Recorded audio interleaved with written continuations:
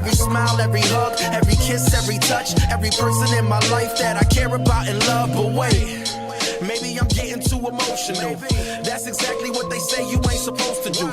Suppress your feelings, never talk about your pain. Can't appreciate the sun without acknowledging it rains, right? That's right. So this a moment of clarity. And make sure you always protect your energy. You stay focused and your life gon' be lit.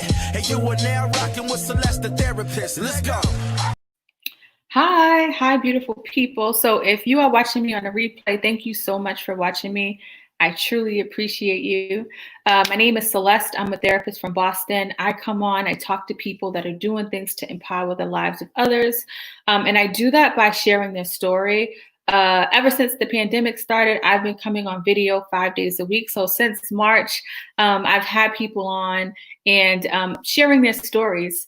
So before we move on, today's episode is sponsored by Marvelous Pro Cleaning Solutions, LLC, a professional small minority-owned business based out of Dorchester, Mass. If it ain't marvelous clean, then it's not clean. They specialize in commercial and residential cleaning and organizing. Why be mediocre when you could be marvelous? Think Marvelous Clean. They are currently having specials, 2 rooms, deep cleaning for $85 and tidy up 2 rooms for $65. You can call them 857-263-3444, or you can email them at marvelousprocleaning@gmail.com. And if you are listening to this on the podcast, you can actually get the link for that in the show notes. So that's today's episode sponsored by. So today we have a really special guest. I'm excited to have her on. I'm going to introduce her to the stream so she can introduce herself to you guys. Hello. Hello. Can you introduce yourself to my audience, please? Sure. So my name is Kemi, and I am the founder. I'm a choreographer and a sweat coach for Afrobeat Fit. And if you don't know, Afrobeat Fit hosts inclusive sweat sessions where music and movement derive from Africa. Why do you say inclusive? Does some people think they're not supposed to be able to do that? Yeah. So one thing that we do is celebrate our males or those who identify as such, because in our community, with over masculinity or hyper masculinity, men may think that they're not welcome in the space. And so men are actually reduced. And at some point in time, they were free.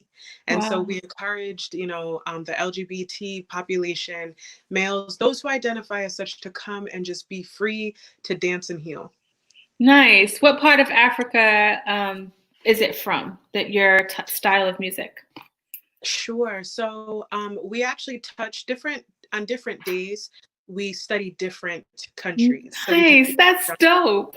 Yeah. And so with our classes, it's kind of cool because obviously we talk a lot about solidarity, but we also give history. So if we're dancing to music from Angola, we're talking about how it's called kuduro, and we talk about, where it derives from and the Portuguese influence. So we're giving a lot of history as well as the dance moves too. I've never heard of that. So tell me, how is it that you get to this place of doing this? This is very unique and different. I actually like it a lot. So I started dancing at the age of 2. However, when I lived in Atlanta, I was working as a professional dancer. I was at a place where I was injured and I couldn't really dance. That's when I got the idea for Afrobeat Fit. And then a few years later, when I moved back to Rhode Island, I wasn't dancing as much. I was doing other stuff, but my soul missed it. And so at the time, my body and soul missed it. I was actually pre-diabetic, and I was just putting on pounds, putting on weight. And I just wasn't in that good space as I once was. And so that was kind of my indicator. And I felt like God was telling me to go out there. That idea that I gave you years ago, go out there and do it. And engage the people, engage, people of color, specifically Black people, create space in this world of fitness, because you love to dance and you find healing through dancing. So create this space for these people, and more people will come. And so that's how it started. I connected with Carvin Bernardo. She's from Boston, Mass, as well, or actually Milton. She grew up in Milton. We started just connecting and vibing and studying the dance and studying the culture and studying the people, studying the music. And then after that, I said, hey, like, I have this idea of doing this business. I want to roll this out and just do it. Are you ready to be down for like this crazy ride? I don't know what it entails. Are you ready? And she said, sure. Yeah. Wait, Kemi, so what was your job? Like, are you somebody that was trying to do a 9 to 5 and do something kind of more traditional before this? Well, yes, yes, yes. So, throughout my life, I've always taught dance. I've also always worked in education. Mm. So, you know, there were This times. makes sense now. Okay, you put it all together. Yes, yes, yes. So there was a time that I was doing academic advising. At some point, well, the last full-time position I held, I was teaching a class called Dances of the African Diaspora. I was also a director of diversity and inclusion at a college in Massachusetts as well. So I've always worked in education. I've always worked programming for the community. And of course, I've always danced. Okay, so you kind of were able to combine these worlds together. With me being a therapist, I'm always pointing. Things like buzzwords or buzz things come in my ear. Okay. One of the things that you struggled with is what a lot of people struggle with like their passion. Yeah. Tell me a little bit about what that process was like, because I'm sure it was like a battle of like really stepping out of your comfort zone and getting a little bit uncomfortable to go with your passion. Right. So I've had many struggles. I'll try to isolate one. I mean, one of the struggles that I faced was, you know, coming from immigrant parents or immigrant household and loving this thing called dance and trying to do that, but also living a, you know, dichotomy of like getting education too and working good jobs. You know, another thing was when I was dancing professionally, I always had battles with my weight. You know, they had a lot of standards with what you should look like, how you should present on camera, and that was always a struggle. And even now, as a fitness, you know, somebody who's a fitness enthusiast, I come out, like I speak about wellness, you know, there's always that struggle of I don't fit that mold of having this crazy 4-pack, you know, being rail thin. And now I'm at the point where I'm embracing it. Like those have been my struggles, but at this point in time, I am totally okay with recreating what fitness and what health looks like. And if somebody, I challenge somebody to keep up with me in class and say that I'm not healthy. I may not have 4 6-pack abs, but health looks different for different people from different places and of different cultures. So yeah, so I'm standing firm in that. I'm confident in that now. Oh, that's good. I love that. I love the fact that you kind of step out your comfort zone, and I'm hearing there was many battles that took place for you to get to the place of having Afrobeat Fit and creating it as a business. So now you step out on faith, you start this business. Then what does it look like? What does that start look like for you when you started it? Sure. And so when I started it, I was working at UMass Boston as a success counselor. And we were just doing classes in Providence and in Boston, literally maybe like once a month. For me, I like coming from Rhode Island, where it's so small, I kept telling myself that I didn't just want this to be confined to Providence. I wanted this to be something that, you know, people can touch base with globally. And so I was always kind of like, you know, starting from the bottom, starting small, but always thinking, what can I do so that more people are familiar with the brand?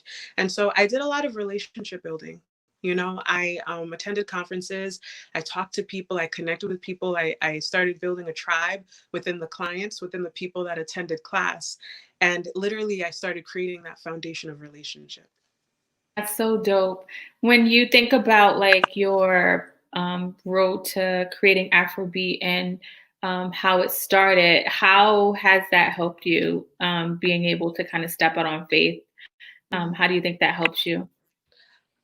Well, so one of the things that, you know, when I started the journey, God whispered to my soul was do one thing and do it well. I was a person that did a lot of things really well. No, let me not say really well. I did a lot of things good. You know, like I'm good at doing things. So I always like juggle a few things. I grew up juggling things. And so one of the things that really have helped me is focusing on one thing and putting my all into that and taking time to reap the fruits of that labor. And so I still hold that with me now, where I try to be mindful of what I take on. I try to be mindful of what I commit to, so I can give 199% into what I'm, doing. That's dope. And now you have this business, it's thriving, and you're enjoying it because you stepped out on faith and you are doing your thing.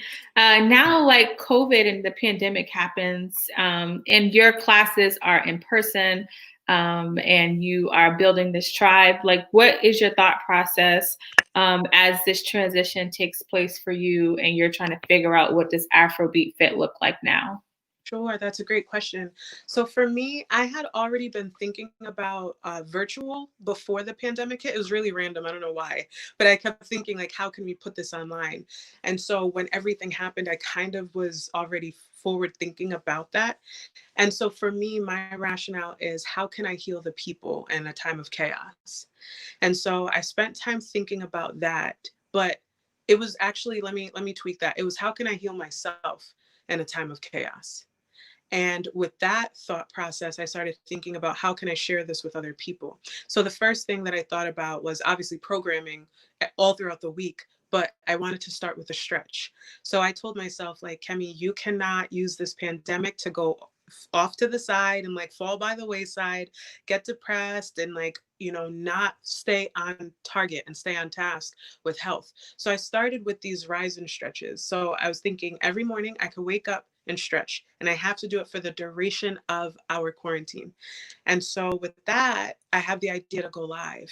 And I was like, okay, cool. Like I do this for myself anyway. I wake up, I stretch, I give myself affirmations, I meditate. Let me just do that with whoever is interested. And so now we have a small tribe of people that actually come and they do that with me. And it's super cool because a lot of people have said that the pandemic has been different because of Afrobeat Fit.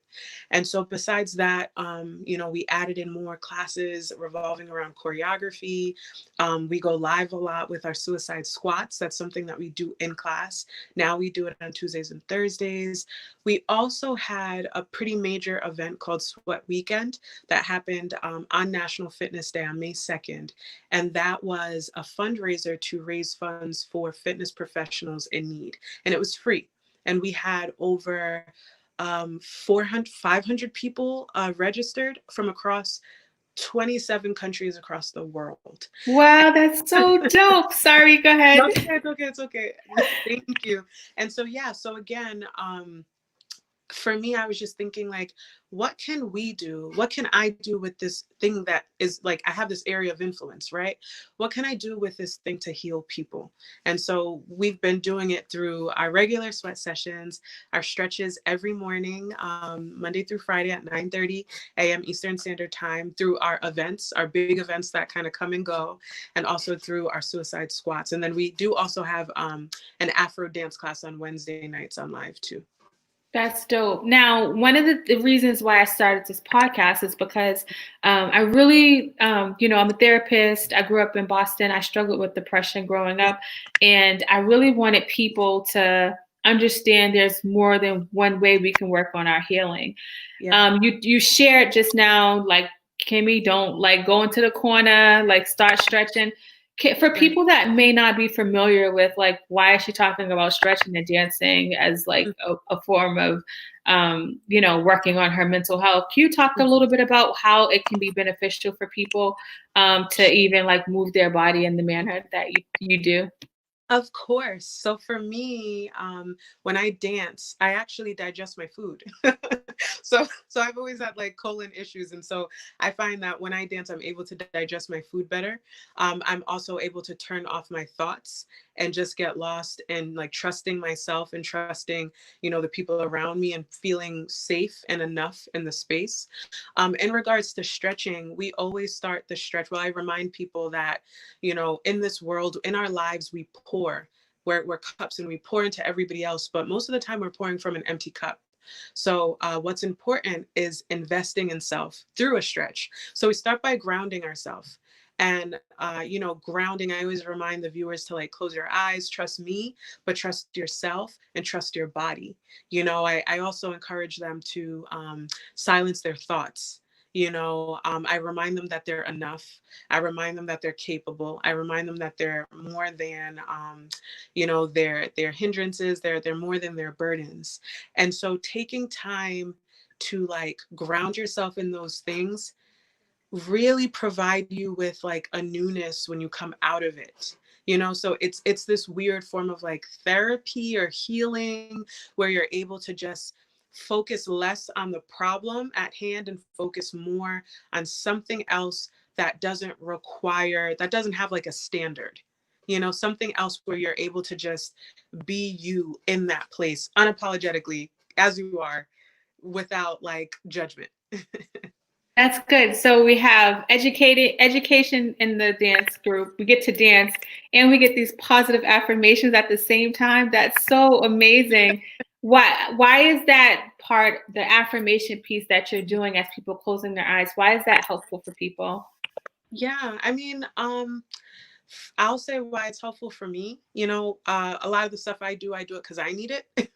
And so it's just been helpful to fall away from, again, the things that are present. Like sometimes we have like our own burdens, we have hills, we have our valleys. And so being able to just close your eyes and fall away from that's helpful for me to kind of get away and then pick it back up. I love that.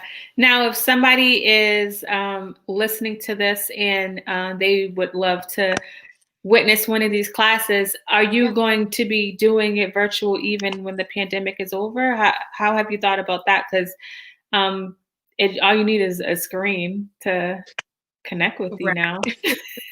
Exactly. And so for Afrobeat Fit, we will continue with the virtual programming just until, it's safe. So we have classes in Providence, Boston, and in DC, but I want to protect my community, and so it just doesn't make sense me going to all these states, mixing, and I don't know, it sounds scary. So we're going to continue with the virtual programming. So you can find everything on afrobeatfit.com. And then again, a lot of our stuff also happens on our Instagram Live, which is Afrobeat Fit.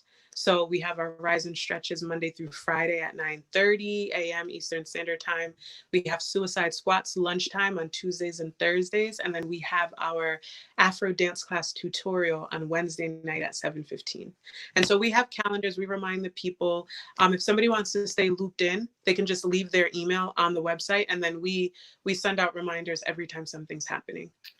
So this this intro dance thing that you're talking about, do we have to have our cameras on? No. Okay. I hate that camera on thing. So no, even when we do Zoom classes for Afrobeat Fit sweat sessions, your camera is not, my camera's on. Your camera is not required to be on. Are we I want to be safe, Are we like working out and learning how to dance at the same time? All at the same time. Oh, I need that in my life. All at the same time, yeah. Oh my God. Sally said she just signed. Sally, I'm gonna be with you. Thank you for signing up. Yes, I'll play with you soon. Wait, Kemi, hold on. Okay, so I'm sorry, I'm getting excited because so someone shared your information and I looked you up and I'm like, wow, you're doing dope things. That's why I reached out to you. But now, like, I want to start the class too because I really want to learn how to dance. Yes. I have a class on Saturday. After this, I'll send you a link. You should come. Oh, that's dope. Okay.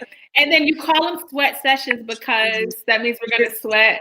You're dripping, literally, like you're dripping. Yeah. Okay. Yeah. I'm excited. But before you leave, can you please give my audience like some advice? It sounds like you even had thoughts about what am I gonna do like during this pandemic, and you was able to kind of talk yourself and get back to a place of like being okay. Right. For people that might be struggling, do you have any encouraging words to kind of help them? Yeah, actually, for sure. So it's simple, and I'll just say be gentle with yourself. Right now, we're not just only dealing with the pandemic, but we're also dealing with like a lot of like mental images of like slaughter and like, genocide and like, murder of our people. Some people are dealing with unemployment. Some people, like, we're just confused. There's just a lot going on. You know, there's a whole lot going on. And then even this, like, this surgence of love, people loving on us now, like, it's a lot of ambivalence. It's a lot going on right now. And so I would just say, be gentle with yourself. So allow yourself to be, you know, don't think too much about tomorrow. Focus on today, here and now. And, you know, if you have an opportunity to make a decision, make it. But if things kind of like go awry and you have to kind of shift gears, just be gentle with yourself through that process. The worst thing is for us to try to force things and solidify things and like put things in concrete and like hold tight to them, because we're not really anchored like we once were, you know? And so the things that we can anchor in things like going to a dance class, going to, you know, stretching every morning. Some women that stretch with me say that they anchor to that, you know, anchor to, you know, meditating at night, you know, anchor to plugging your aromatherapy and putting the little oil in it, like the lavender gives you joy. So like anchor to things that are like non-conventionally tangible. Yeah. And be gentle with yourself. So Kemi, that was so good. I have chills, like just listening. I can listen to you talk all day. I can't wait to close my eyes and listen to your affirmations in the class. That was so good and so needed, because everything that's happening, we don't have any control over. And that's the message that I've been trying to say. But I love like when my guests come on and kind of give that same message, because it's not just coming from a therapist. It's coming from somebody else, because I have to do the work too. And you're doing the work, like you're saying this because that's what you're trying to anchor to, and you're doing. So I think it's so helpful. For sure. And thank you for all that you do. Thank you. I'm appreciative for you in our community. We need you.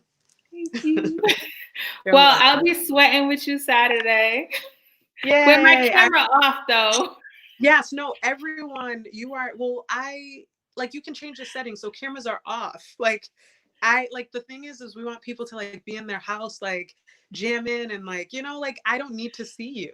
You can do that by yourself. My daughter's gonna love it. She loves dancing. Wait till I tell her I found a class for us. This is so dope. Let me know what you think. Thank you, my dear. Thank you for your time, your transparency, and all of your gems that you gave us today. You are very welcome. Thank you for having me. Sweat with you soon. Yes. All right, bye. Bye. Have a good All right, so that was the show. So look at her picture. Sorry, I just gotta like when I seen this, she sent me this picture, and I was just like, oh my god, like look at in her face, it's nothing but like pure joy. And talking to her, it was the same freaking energy. She's so amazing. So I had to change the color to her stuff because I really.